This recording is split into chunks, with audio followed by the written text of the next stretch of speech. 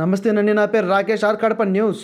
RIMS వద్ద ఉన్నాం. మనం ప్రస్తుతం జిల్లా సత్వర చికిత్సా కేంద్రం డిస్ట్రిక్ట్ ఎర్లీ ఇంటర్వెన్షన్ సెంటర్ వద్ద ఉన్నాం. ఇక్కడ తలసీమియా వైద్య శిబిరం నిర్వహిస్తున్నారు. తలసీమియా అంటే రక్త మార్పిడికి చెందిన వ్యాధి. రక్తం 15 రోజులకు ఒకసారి మార్చుకోకపోతే తలసీమియా వ్యాధిగ్రస్తులు చనిపోయే అవకాశం ఉంది. ఇక్కడ చిన్న పిల్లల దగ్గర నుంచి పెద్ద పిల్లల వరకు వ్యాధిగ్రస్తులే. వారి తల్లిదండ్రులు వారిని జిల్లా నలుమూలల నుంచి కడప రిమ్స్ వద్దకు చేరుకొని ప్రతి 15 రోజులకు ఒకసారి రక్త మార్పిడి చేయిస్తున్నారు. తల్లిదండ్రుల బాధ వర్ణనాతీతం.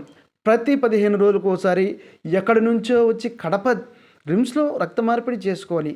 వారేమీ సంపాదించి డబ్బులు కూడా పెట్టినవారు కాదు, కూలీ నాలి చేసుకొని బ్రతికేవారు. వారి బాధ వర్ణనాతీతం. వారి పిల్లలు బాధపడుతుంటే చూస్తూ ఏడవలేక నానా అవస్థలు పడుతూ కడపకొచ్చి చికిత్స చేసుకుంటున్నారు. ఈ నేపథ్యంలో తలసీమియా అధ్యక్షుడు రవి వైద్య శిబిరాన్ని నిర్వహించారు. ఈ వైద్య శిబిరంలో హైదరాబాద్ మరియు విజయవాడకు చెందిన వైద్యులు పిల్లలను పరీక్షించి వారికి సంబంధించిన వ్యాధిపై అవగాహన కల్పించారు. వారికి చికిత్స చేసిన అనంతరం ట్యాబ్లెట్స్ ఇచ్చారు. తలసీమియా వ్యాధి సోకిన వారు చాలా జాగ్రత్తగా ఉండాలని, ప్రతి 15 రోజులకు ఒకసారి రక్తం మార్పిడి చేసుకోవాలని సూచించారు. తలసేమియా సొసైటీ కడప అధ్యక్షుడిని నేను. నా పేరు రవికుమార్. మన జిల్లాలో దాదాపు 120 మంది తలసేమియా పిల్లలు ఉన్నారు. తలసేమియా బాధితులు. వాళ్ళు పుట్టుకతోనే తలసేమియా జెనెటిక్స్ డిసార్డర్ వల్ల జీవితాంతము 15 రోజులకు ఒకసారి బ్లడ్ ఎక్కించుకునేటటువంటి పరిస్థితి. బ్లడ్ దొరకక ఆ బ్లడ్ మల్టిపుల్ టైమ్స్ ఎక్కించుకోవడం వల్ల వాళ్ళకు ఉండేటటువంటి ఆర్గాన్స్ అన్నీ చెడిపోయే అవకాశం ఉంది. ఎక్కువ కాలం బ్రతికే అవకాశం లేదు. ఈ మెడికల్ క్యాంపు ద్వారా మన డిఐసిలో బాల భవిత కేంద్రము, ఆర్బిఎస్కే, జీజీహెచ్ కడప ద్వారా ప్లస్ మన ఎమటో ఆంకాలజిస్టులు డాక్టర్ రమణ దండమూడి వారిచే ఈ యొక్క కార్యక్రమం ఏర్పాటు చేయబడింది. మా యొక్క సొసైటీ తలసేమియా సొసైటీ ఆధ్వర్యంలో కూడా ఈ యొక్క చిన్నపిల్లలకు ప్రతి సంవత్సరము మేము ఈ విధంగా ఆర్గనైజ్ చేసి వాళ్ళకు ఈ బ్లడ్ ఎక్కించుకోవడం వల్ల వచ్చినటువంటి ఆ యొక్క మార్పులు, బాడీలో ఏమేమి ఆర్గాన్స్ ఎలా ఉన్నాయి అనేటువంటి పరిస్థితుల్లో వాళ్ళకు సంబంధించినటువంటి ట్రీట్మెంటు, మందులు ఇవ్వడానికి డాక్టర్లు అన్ని పరీక్షలు చేశారు. డిఐసి బలభవిత కేంద్రం వాళ్ళు కొంచెం ఖర్చులతో ఈ యొక్క కొన్ని టెస్టులు చేయించి దానికి సంబంధించినటువంటి మెడిసిన్స్ డాక్టర్ ద్వారా ఇప్పిస్తున్నారు. ఆ యొక్క డయాగ్నోసిస్ ద్వారా రిమ్స్లోనే మన ఆరోగ్యశ్రీ ద్వారా కూడా మనం మందులు తీసుకోవడానికి అవకాశం ఉంది. ఆ విధంగా కూడా డాక్టర్లు కూడా ఇక్కడ పీడియాట్రిక్స్ వార్డు డాక్టర్లు కూడా వచ్చారు. హెచ్ఓడి వారు కూడా వచ్చారు, వంశీ సార్. వాళ్ళు కూడా చూశారు ఏమేమి మందులు మనకు సరిగా ఇవ్వడం లేదు, బ్లడ్ ఎంత క్వాంటిటీ ఇవ్వాలన్నటువంటిది నిపుణుల చేత వాళ్ళు తెలుసుకొని ఆ విధంగా బ్లడ్ కూడా ఇస్తామని చెప్పి వాళ్ళు తీర్మానం చేశారు. మాకు చేసేవాళ్ళు మాకు దయచేసి రక్తదానం చేసేటటువంటి వారు దయచేసి ఈ పిల్లల కోసం మీకు వెసులుబాటు ఉన్నటువంటి సమయంలో ప్రతి 3 నెలలకు ఒకసారి రక్తదానం కూడా చేయాలని ప్రజలను మేము కోరుకుంటున్నాము. అలాగే ఈ ట్రీట్మెంట్ డాక్టర్లు కూడా మాకు గమనించి ఈ పిల్లలకు మంచి భవిష్యత్తు ఉండేటట్టుగా మంచి వైద్యాన్ని అందించాలని, మన జీజీహెచ్ కడప వారు కూడా మంచి వైద్యం అందించి సరైన సమయంలో వీరికి వెసులుబాటులు కల్పించాలని, మందులు కూడా సరైన సమయానికి ఆరోగ్యశ్రీలో అందించాలని మేము కోరుకుంటున్నాము సార్.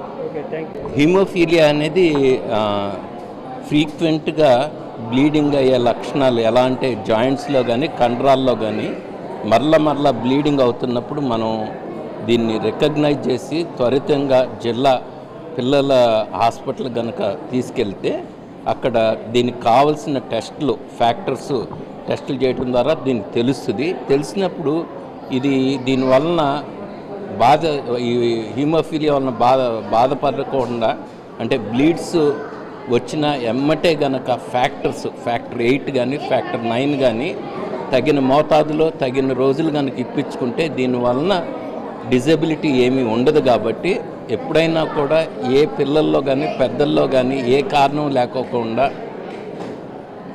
ఫ్రీక్వెంట్గా బ్లీడ్స్ అయితే మనం ఈ వ్యాధిని రికగ్నైజ్ చేయాల్సిన అవసరం ఉంది. దీనికి టెస్టులు చేయటం వలన సఫరింగ్ని నివారించవచ్చు. దాదాపు మనకి ఈ కడప చుట్టుపక్కల ఈ హీమోఫీలియా బారిన పడినాళ్ళు, హీమోఫీలియా ఏ కానీ బి కానీ దాదాపు 150 మంది పేషెంట్స్ ఉన్నారు. ఇక్కడ డాక్టర్ ప్రసాద్ గారు హీమోఫీలియా ఫ్యాక్టర్ హెచ్ఎఫ్ఐ కడప చాప్టర్ ద్వారా, అలాగే రిమ్స్ ఈ గవర్నమెంట్ హాస్పిటల్లో ప్రతి వారికి ఈ హీమోఫీలియా వ్యాధి బాధపడినప్పుడు ఎప్పుడన్నా బ్లీడ్స్ వచ్చినప్పుడు త్వరితంగా ఫ్యాక్టరీ ఇప్పించుకునే ఫెసిలిటీ ఉంది కాబట్టి అందరూ ఈ బ్లీడ్స్ని త్వరితంగా రికగ్నైజ్ చేసి ఫ్యాక్టర్స్ ఇప్పించుకుంటే దీనివలన డిజబిలిటీస్ లేకపోకుండా చూసుకోవచ్చు. అలాగే డిస్ట్రిక్ట్ ఎర్లీ ఇంటర్వెన్షన్ సెంటర్లో కూడా ఫిజియోథెరపీకి కానీ ఈ వ్యాధి గురించి కానీ సమగ్రమైన ఇన్ఫర్మేషన్ ఇచ్చే అవకాశాలు ఉన్నాయి కాబట్టి ఎవరినైనా ఇక్కడికి వచ్చి దీని గురించి తెలుసుకోవాల్సిన అవసరం ఉంటే బాగుంటుంది.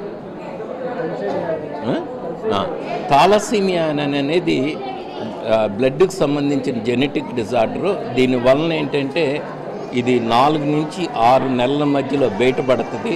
పాలిపోవటం, పొట్ట ఉబ్బరం, వీళ్ళు హీమోగ్లోబిన్ టెస్ట్ చేసినప్పుడు 3-4 గ్రాములు ఉండటం వలన బాగా ఇరిటేషన్ ఉండి ఫీడింగ్ సరిగ్గా తీసుకోకపోవటం, గ్రోత్ సరిగ్గా లేకపోవటం వంటి లక్షణాల వలన తెలుస్తుంది. వీళ్ళకి సిబిపి హీమోగ్లోబిన్ ఎలక్ట్రోఫోర్సిస్ చేయటం ద్వారా ఈ థాలసీమియా వ్యాధిని కన్ఫర్మ్ చేయొచ్చు, అంటే తెలుసుకోవచ్చు. దాని తర్వాత కూడా వీళ్ళకి డిఎన్ఏ మ్యుటేషన్స్ టెస్ట్ చేయటం వలన కూడా ఇంకొంత ఇన్ఫర్మేషన్ తెలుస్తుంది. కానీ థాలసీమియా వ్యాధి వచ్చిన వాళ్ళకి కంపల్సరీగా ప్రతి 3 వారాలకు ఒకసారి బ్లడ్ ఎక్కించుకోవాల్సి వస్తుంది.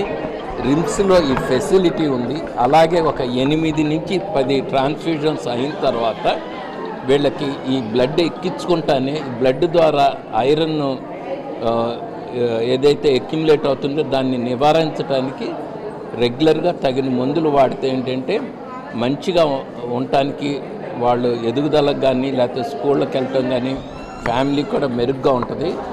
ఈ ఏదైతే థాలసీమియా బారిన పడిన వాళ్ళకి 4 నుంచి 6 సంవత్సరాలలో బోన్ మ్యారో ట్రాన్స్ప్లాంటేషన్, అంటే